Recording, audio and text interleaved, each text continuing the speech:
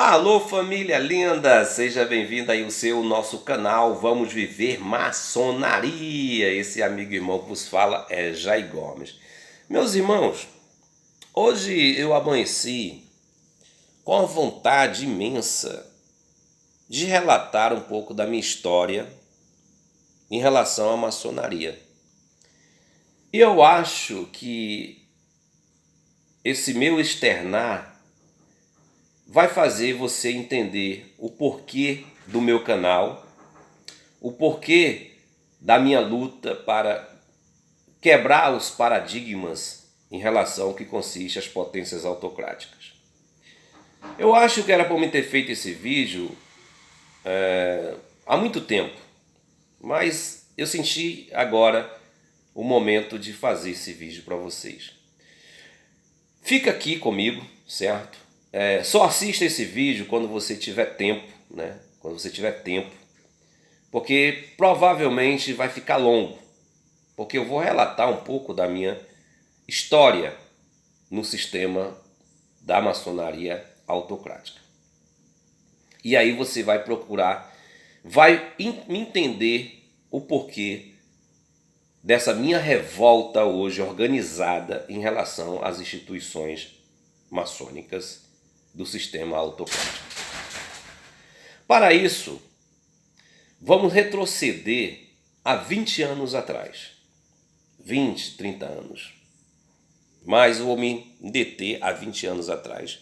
Foi quando eu recebi o convite para ser maçom. Mas antecedendo ao ápice do meu convite, é necessário que eu possa também, porque eu passe a relatar para vocês como era a maçonaria. Olha, imagina 30 anos atrás, 40 anos atrás. Você não sabia o que era maçonaria.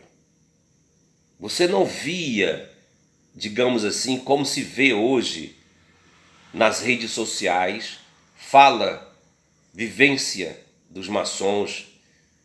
Você não tinha acesso à maçonaria. Mesmo que você visse os templos maçônicos, mas havia um distanciamento entre o não maçom para com o maçom. Então havia de fato algo misterioso, né, que envolvia a maçonaria. Não havia esse contato hoje que nós temos em relação à maçonaria. Era muito difícil você conseguir entrar na maçonaria se você de fato não tivesse uma vivência direta com o maçom. Se o maçom não fizesse parte do teu ciclo de amizade. E muitas vezes você vivia ali com o maçom e você não sabia que ele era maçom. Isso aconteceu muito comigo. Aconteceu comigo. Nos meus primeiros 10 anos de maçonaria, pessoas que conviviam comigo não sabiam que eu era maçom. Não sabia. Havia esse resguardo, havia esse zelo em não você se externar para o mundo que você era maçom. Então imagina aí há 20 anos atrás, 30 anos atrás, sem essas informações do que era maçonaria. O universo conspirou para comigo, tive o privilégio de morar com um maçom. Ao chegar do Rio de Janeiro, um adolescente de 15 anos de idade, 14 para 15 anos de idade, tive o privilégio de morar na casa de um maçom que era o meu tio. Mesmo morando com um maçom, eu não sabia que o mesmo era maçom. Nasceu-me a curiosidade para entender aquelas saídas do meu tio, todas as quintas-feiras, quando eu observava aquele ritual em relação ao que consistia tanto da parte da minha tia como da parte dele, a ritualística que procedia, que antecedia a sua saída para a reunião maçônica. Todas as quintas-feiras minha tia preparava ali o seu paletó, sua blusa, seu sapato e etc. E o meu tio ali parecia um ritual, né? Às quintas-feiras, e ele se arrumava e saía às quintas-feiras. Isso passou-se o tempo e um dia, claro, a minha curiosidade, eu perguntei, tia, por que o tio toda quinta-feira sai todo bonitão aí, cheiroso? Para onde é que ele vai? ela com uma voz um tanto assustadora disse para mim, me lembro que fosse hoje. Isso me deixou assim encantado. Jair, meu filho, ele é maçom. Olha o tom. Ó. Já pensou você ouvir de uma mulher, né, da esposa, dizer assim, abre aspas, Jair, ele é maçom, ele é maçom. Cara, você que ouve esse negócio, você, caralho, meu irmão, o que é maçom? O que é maçonaria? Te dá assim um choque, né? Como se fosse algo oculto, algo, um negócio estranho, né? E etc. Aí beleza. Olha, aí você não tem informação de nada. Você não tem computador, você não tem essa era cosmonáutica. E aí você com 15 anos de idade, você vai estudar o quê? De maçonaria se você não tem. E que tudo é segredo. Ocorreu comigo, é só o seguinte que aconteceu comigo. Eu sempre fui curioso, gente. Eu sempre fui curioso. Aí meu tio chega, né? Meu tio chega e ele. Uma pasta, né? Uma pasta, né? E aí ele deixa assim em cima do sofá. E no outro dia, quando eu acordo, tá lá a pasta dele. Aí eu, macho, olha o que tem nessa porra aí. Aí eu abro lá, vejo o ritual. Ritual de aprendiz maçom, rito adonamita, não me esqueço nunca, gente.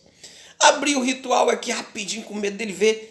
Não entendi nada, negócio cheio de pontinho e tal. Aí que nasceu, meu irmão, a curiosidade. Que porra é essa aqui? Que negócio é esse, meu irmão? Não vi nada diabólico, não vi imagem de Satanás, não vi nada. Só vi negócio que eu não entendi nada.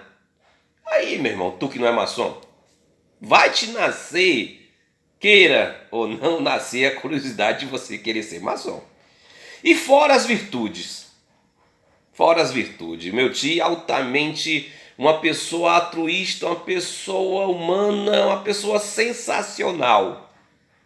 Um cara sensacional. O cara. Pô, olha o que o meu tio fazia, era costume na nossa vivência.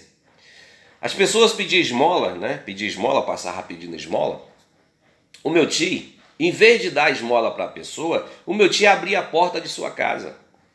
Geralmente acontecia, não sei se era por conta do universo, acontecia na hora do almoço. A gente estava almoçando e quando as pessoas batiam na porta para pedir esmola. E o meu tio, em vez de dar esmola, convidava aquela pessoa para sentar conosco na mesa. Sentar conosco, literalmente, almoçar conosco. Isso era comum, eu vivi dessa forma. Até me emociono, gente. Meu tio fazia isso. Aí eu, pô, esse cara mesmo, esse cara é diferente, esse cara é porque é maçom. Já me ocultava na minha mente, no meu inconsciente, que essa atitude dele era porque ele era maçom. Logo, fui crescendo, conheci uma moça maravilhosa, que é minha esposa hoje, e decidi sair da casa do meu tio para viver a minha vida. Mas antes de sair da casa do meu tio, eu perguntei, tio, vamos bater um papo aqui. Eu vejo o senhor é maçom, não sei nada de maçonaria, etc. Há alguma possibilidade de eu ser maçom? Ele disse, bem, quem vai dizer essa possibilidade é você. Até porque hoje você não pode, porque você tem 17 anos de idade. Aí ele contou alguma coisa, só pode ser com 18 anos e etc. E apadrinhado pelo maçom e etc, etc. E que ele disse, por fim, ele disse, olha, vá viver a sua vida. Quando chegar o seu tempo, eu lhe procuro. Resumindo, passou-se daquele dia. A gente continuava a ter convivência, né? E etc. Sempre estava lá periodicamente visitando. Ele acompanhou toda a minha vida, viu meus filhos nascer, e etc, etc. E nós não tocamos mais no assunto. Então eu fui estudar, e fui trabalhar, fui estudar ocultismo, fui estudar teosofia, eu era já de candomblé, então essa era a minha vida, né? Sempre busquei o oculto e etc. Aí fui estudar teosofia, fui ler Brasvax, fui ler, aí, meu irmão, aí fui me enriquecer, tá? De conhecimento. Fui fazer filosofia, teologia e etc. Tive um momento de ser pastor, fui para ser pastor e etc. Aí pronto, né? Mas vamos lá. Quando, num dado momento, uma dessas visitas ao meu tio, Eu vinha de uma praia e passei lá na cidade de Dormil, ele morava na cidade de Dormil aqui no estado do Ceará. E aí a gente passei lá para almoçar e no almoço lá ele olhou assim para mim, e aí, Guilmar, vou levar o Jair para a maçonaria. Primeiro eu olhei para minha tia foi um choque de alegria. Minha tia começou a chorar, vai levar ele, amor, para a maçonaria? Vou iniciar o Jair na maçonaria. Até ver você. Peraí. Estou emocionado por causa da reação da minha tia. Me vi aqui aquele momento. Espera aí, deixa eu respirar, pessoal. É porque é ao vivo. Minha tia me abraça, como se eu estivesse recebendo assim algo, um presente dos deuses, sei lá. Porque eu fui o único que o meu tio indicou. Ele tinha 2 filhos homens, mas ele não indicou os filhos. E a minha indicação para minha tia foi algo assim místico, espiritual, porque nós éramos do mesmo axé, nós fazíamos parte da mesma religião, candomblé. Então houve assim uma mística, uma ligação, e foi muito lindo aquele momento. E dali pronto, né?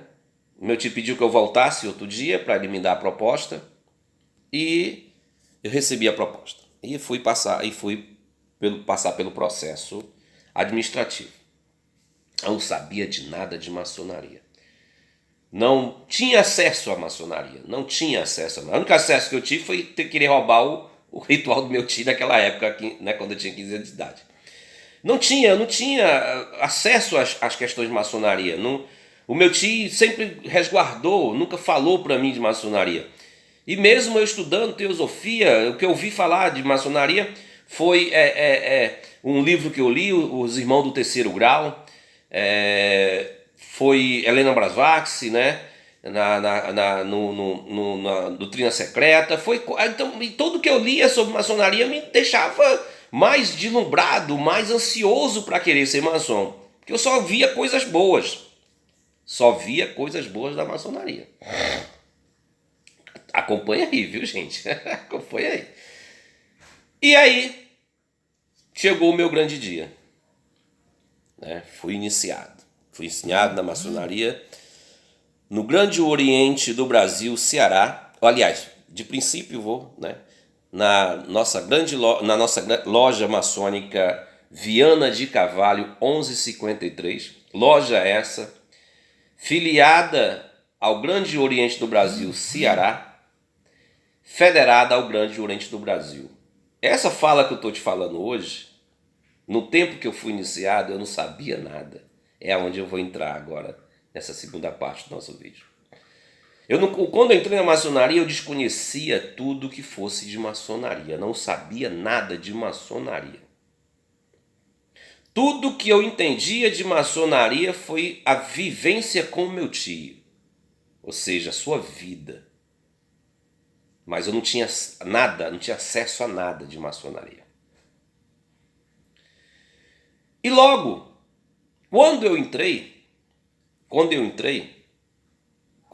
eu fui iniciado, foi-me dito que a maçonaria ela é justa e perfeita.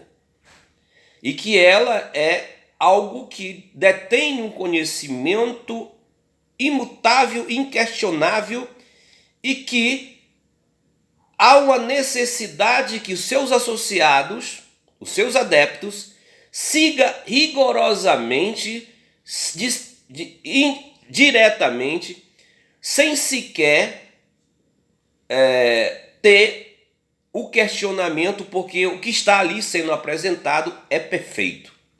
Então, como é que você entra numa instituição, numa ordem iniciática, e que você recebe esse choque de realidade, e que tudo que ali já está não precisa de mudança, não precisa ser modificado, e que tudo que ali já está é algo milenar, algo que vem sendo tratado, transmitido e que vem fazendo com que aquelas pessoas, de fato, haja uma transformação, como você vai questionar o que é perfeito? Como você vai questionar? Não tem como você questionar o que é perfeito. Então eu levei um choque de realidade de um condicionamento. Ora, o próprio ritual a qual eu fui iniciado, o Adonamita, você passa por um processo onde você está no centritrião, que é uma parte menos iluminada do templo, aonde você recebe muito fraca luz, porque você ainda não está apto a conhecer os mistérios da maçonaria. Olha como fica o teu estado de ser, me diga. Você fica altamente levado ao condicionamento em acreditar que será passado para você dentro daquele método, vai fazer você ter um crescimento intelectual de uma vivência horizontal e vertical na tua espiritualidade. Porque ali é perfeito e justo. Bem, agora, a realidade é outra. A realidade é outra. Eu passo esse tempo durante 10 anos, 10 anos. Um ano como aprendiz, 6 meses como companheiro e vou ao grau de mestre.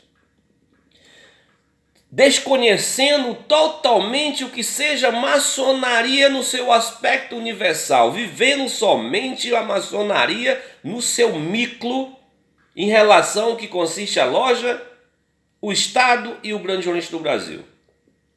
Sem sequer eu tenha o interesse de estudar a própria estrutura institucional em relação ao que consiste a potência a qual estou inserido. Você passa 10 anos literalmente desconhecendo o que seja a Constituição do Grande Jornalista do Brasil, RGF, Código Disciplinar Maçônico, Código Eleitoral Maçônico. Você vive totalmente voltado dentro ali da vivência maçônica do micro em relação à tua loja. Até porque você se deixa levar pela vivência orgânica do amor recíproco dos irmãos em relação à vivência, não em relação ao que consiste a ajuda mútua. Aí eu não sei o que o universo quis para mim. Eu não sei o que o universo preparou para mim. Quando eu me tornei mestre maçom, com 1 ano e 6 meses de maçonaria, para os 2 anos mais ou menos, o meu tio me chama para conversar. Olha só, meu tio chama para conversar. Eu praticamente ali indo para os 2 anos de maçonaria. Meu tio chama eu para conversar. Vou ser mestre maçom, me tornei mestre maçom. Meu tio me chama para conversar. E aí a gente conversando, ele diz assim: olha, Jair, eu não vou permitir que você passe pelo que eu passei. A maçonaria, Jair, ela é uma vivência, uma experiência. Mas tudo o que ela diz ter de segredos esotéricos, ocultos, não passa de uma falácia. Que é isso? Que choque de realidade. Estava diante de um maçom considerado dentro do Grande Oriente do Brasil e Ceará como um amor. Estava me dando um choque de realidade do que consiste a metodologia de conhecimento da maçonaria. E eu sem saber de nada o que seria maçonaria. Em resumo, ele diz o seguinte: olha, não se iluda em relação ao que consiste os graus superiores do rito adonamita, e aonde ele falou de um rito chamado ritual escocês antigo e aceito. Tem outro rito para tu ver como eu vivia somente dentro da maçonaria da minha loja. Então tem outro rito maçônico. E aí a gente bateu um papo. E por fim ele disse assim: olha, o que eu vou fazer para muitos maçons, eu serei pejúrio. Mas não se preocupa, que nada vai acontecer comigo. Ninguém vai fazer aquilo que consiste na ritualística do aprendiz maçom se você revelar o segredo. Não se preocupe, isso não vai acontecer. Eu vou morrer em paz.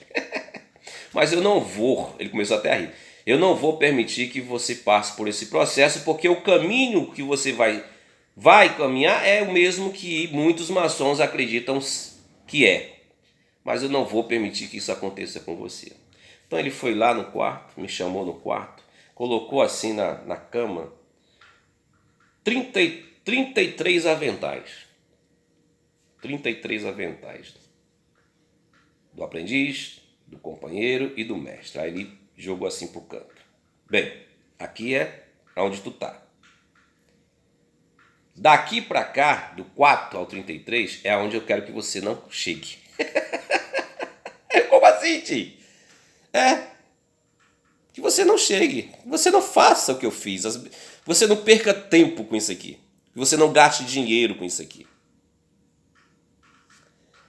E aí ele chegou, pegou lá os 30 rituais do rito adonamita e disse, ó, leia esses rituais. Leia, estude esses rituais. Me passou todos os rituais. E disse que eu não fizesse os rituais porque nada eu encontraria. Não teria aquela chave que liga o céu e a terra. Bem, foi daí que é como se eu tivesse tirado as vendas dos olhos. Tirado as vendas dos olhos. Pô, se meu tio está falando um negócio desse, então existe coisas maiores. Existe coisas maiores debaixo do tapete. Se meu tio estar me dando esses rituais, ele quer mais de mim. O universo quer algo de mim. Meus irmãos, isso aconteceu quando eu estava com 2 anos de maçonaria, mas mesmo assim, não me permiti ser induzido pela essa fala dele. Eu continuei na Alice, nos Países da Maravilha e na Matrix. Continuei. Só que eu não busquei, de fato, os graus filosóficos. Eu comecei a estudar como ele me pediu, escondido de todo mundo, né? Ninguém sabia que eu estava com esses rituais. Eu estudava sozinho. E de fato não via nada. Porra, meu tio tem razão. Tem nada. Só lendazinhas urbanas, né? Coisa de menino mesmo, coisa de menino. É bonito, te encanta o enredo, né? Mas não tem nada do que um bom teósofo não saiba, nada do que um bom Rosa Cruz não saiba, nada que um bom budista não saiba, nada que um bom estudante de filosofia, um filósofo não saiba, nada, não existe. Agora cabe você admitir que não tem nada, Isso aí é você se olhar no espelho, como meu tio fez, e dizer, não vou deixar o meu sobrinho passar por isso aqui porque não tem nada. Não enriquece nada no sentido de vivência. Que enriquece, claro, toda a leitura, todo o conhecimento é válido e engrandece a tua intelectualidade. E etc. Bem, passou-se 10 anos. 10 anos. E eu ainda ali, um comum, não diferente de você, envolvido pelo sistema maçônico. Até que mais ou menos com os 9 anos de maçonaria, eu desconhecendo todo o sistema estrutural do que consiste a potência, a política, tanto no seu micro como no seu macro, eu não sabia de existência de Grande Loja Unida da Inglaterra, eu não sabia de List-Off, não sabia nada de maçonaria, estou sendo sincero para com vocês. Eu era totalmente leigo, eu vivia a maçonaria na minha loja. E não havia instruções em relação a essas questões. O que é? Potência isso, não existia. O que existia era a vivência, era aquela reuniões ritualísticas comum, né? E aí depois o grande ágape, onde nós íamos tomar cervejinha, comer carne, etc. Isso era a minha vida maçônica. Até o momento que eu vou deixar para relatar para você amanhã.